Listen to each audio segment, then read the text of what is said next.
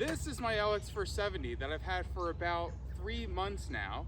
I've put about 7,000 miles on it too, giving me a pretty good idea of what this car actually is. Is it worth the money you spend on it? Let's talk about it. If you're familiar with these, or just Land Cruisers in general, you'll understand they fetch a premium. If you don't know about them, they fetch a premium. They just cost a lot of money. These in particular, the 2006, 2007, this is again a 2007, are worth the most out of the 100 series, whether you go with the Lexus or the Toyota Land Cruiser. While the later models do come with kind of the biggest feature of all, and that's 40 more horses, is it worth that extra amount of money? Because we're not talking about it's like $100 more. No, these are typically thousands of dollars more than, you know, like a 98 or a 99, any of the early 2000s. They start to creep up once you hit 2003, and they did the interior update on the 100 series anyway. With that said, I want to mention, because I'm about to get a little negative, I'm happy with my purchase. I really am. I just got new wheels and tires on it. There's a video where I put new used wheels and tires. They were trash, making me actually kind of miserable driving this. It was taxing, the steering wheel shaking, the whole car was shaking. The mismatched tires were driving me crazy, so I said, you know what, screw it. Let me put new wheels and tires on here, and I cruised down the highway at 70 miles an hour, no problem. Kind of off topic, but that was one of the things I was gonna bring up in this video, but I just had these put on like an hour ago, and it's much, much better. Super happy. Still some stuff I don't like though. I am gonna start with the negatives. I think it's important to go over. We all know what we like about them, but what kind of sucks? I'm gonna start with the fact that it's simply expensive to own. It kind of depends on what you've had. I had, you know, German cars, those are very expensive. Diesels are crazy. This is nowhere near the cost of a diesel car or a diesel truck or car. What I really mean is, I didn't know this before I bought it. It takes premium. It absolutely drinks fuel. I think on a good day I maybe get 15 miles a gallon. Some people will run regular. That's just not really me. If it asks for premium, I put premium in it. You know, a brake job, very costly on the front because it's just hard to do. If parts are not accessible, what started this love for Toyotas was the 3rd gen 4Runner. They are super easy to come by. Even in today's market, you can find them for, you know, reasonable amounts of money. Parts, easy, they're cheap. I bought a whole parts car one time for $200.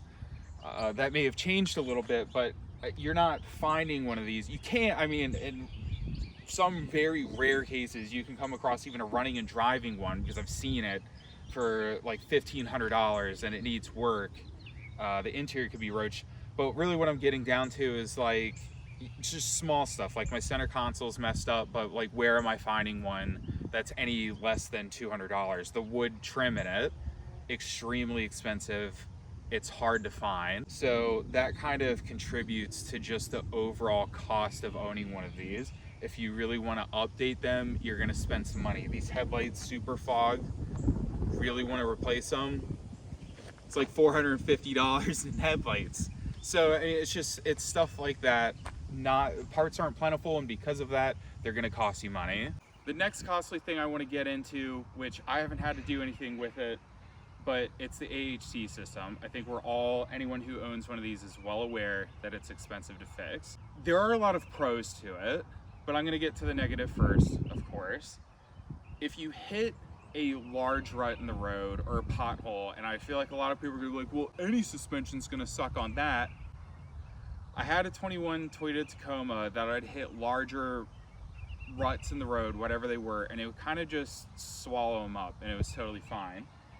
This suspension does not do well with those at all. Now, I don't know if there's something wrong with mine, but when you hit a pothole, it is a jarring experience. It's brutal.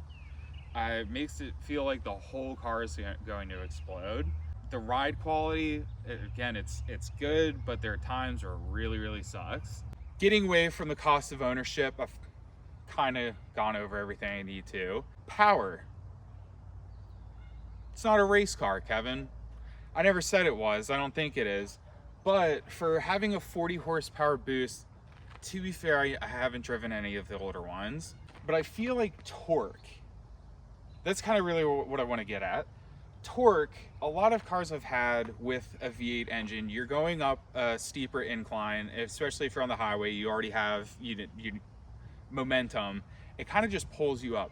This will downshift one, sometimes even two times to get up hills that most other V8 cars I've had, even if they're kind of underpowered, they don't do that. Now, that could just be something with the transmission, but if I go to pass someone, it usually downshift, where again, most cars just the torque takes over and it's fine. So not my favorite, not the worst thing in the world. Transmission shifts really smooth, so I don't, for a car person that's aware of that stuff, it kind of bothers me. If you aren't into cars at all, and like my mom was driving it, she wouldn't even pay any attention to it. But it's something that I personally don't care for. The aftermarket on these is not huge, kind of at all. There's a lot of aftermarket for this car, but then compared to others, there's just not nearly as much. One example I've noticed is like rock sliders. There's kind of one company that makes what I would consider a really nice looking rock slider for this, and there's pretty much nothing else. Whereas for like my Tacoma or the 3rd gen 4Runners, you know, there's tons of them. Like there are tons and tons and tons of options. So this, while there is an aftermarket, it's nowhere near what a lot of other Toyotas are. The last negative thing, I promise, but this is a big one to me, possibly has something to do with the quality. A lot of people say these are super quiet. They're really smooth. I just went over, it's not that smooth in all situations. As far as how quiet it is, this rattles, something in there rattles, thing in here rattles, all across the windshield, squeaks. Something down in here rattles and squeaks. Something back here rattles. The subwoofer back here rattles. Along the roof, something rattles. There's a popping sound in the seat. This seat squeaked. I fixed it though. Rattles are one of my huge pet peeves. I freaking hate them. I hate it. Thank God they don't all do it at the same time, and I kind of know where everything is, where all of the sounds are coming from, and I have an idea of how to fix them other than the windshield. That one drives me nuts because it is constant, at least when it's cold out, and I have no idea what it is or how to fix it. But anyone that knows me knows that interior sounds drive me nuts, and it's the only thing that I can hear, which leads me to wonder what the issue with this is. If they're so well built, like, why does it make all those sounds? I don't know. Sometimes I feel like the world's just after me, but that's probably the most annoying thing about it. I mean, everything else that I mentioned, yeah, it's costly, aftermarket, those are kind of like, yeah, okay, whatever. The squeaks and rattles though, oh my God, dude, makes me angry. But now that we're past this, let's get into some positives. I'm gonna get into two things. One is comfort and space. I wanted something bigger than a 4Runner, and I go back to liking 2000s luxury. This truly is one of the most comfortable cars I've ever been in. Being able to adjust everything to exactly where I want it, all the soft touch materials, they're not, out of the 22 cars or something that I've owned, this is probably the most comfortable I've ever sat in. It kind of makes all those other annoyances, minus the squeaks, kind of for the most part go away. It's just, it's hard not to fall asleep in here sometimes, because it's that great. It really is fantastic. Space, comfort, love it.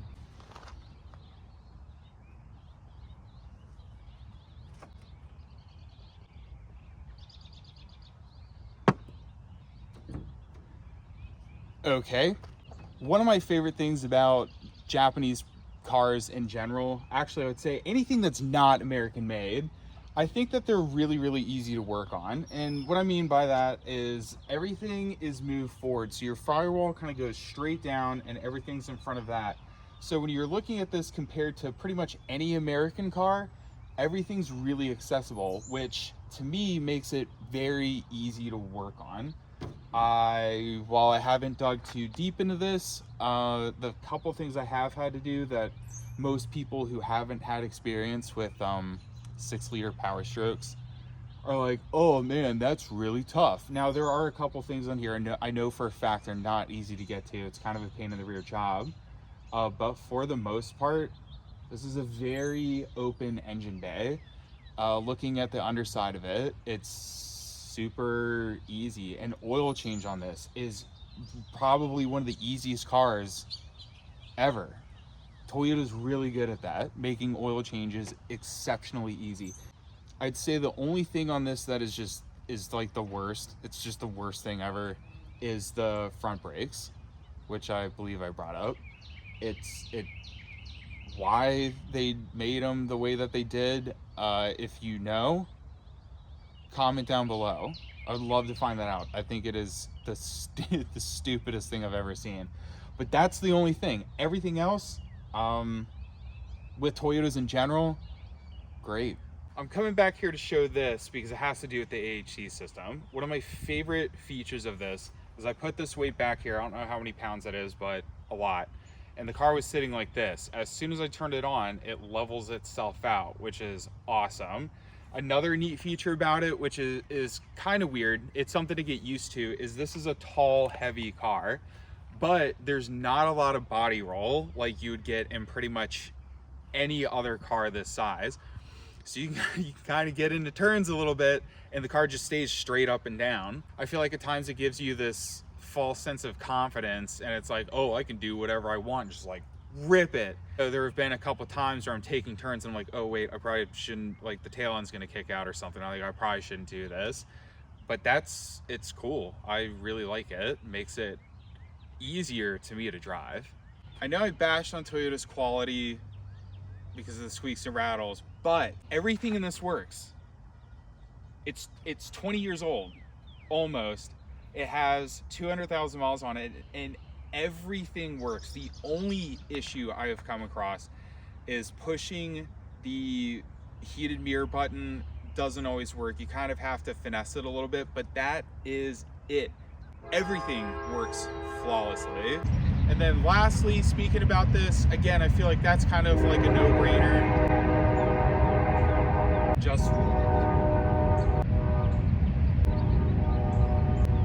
Oh my God. Okay, I feel like what I just mentioned is a no-brainer, and this one also is gonna be like, yeah, duh. But just the drivetrain quality. But I'm kind of specifically talking about this. In one of my previous videos, I was like, it's so smooth, and it is. It's smooth, it's quiet, it shifts really, really well. It's just perfect. It's like this, if it just had more power, that was pretty much it. But I can almost forgive it for that just because it's so supple and wonderful. It's great. I love the powertrain.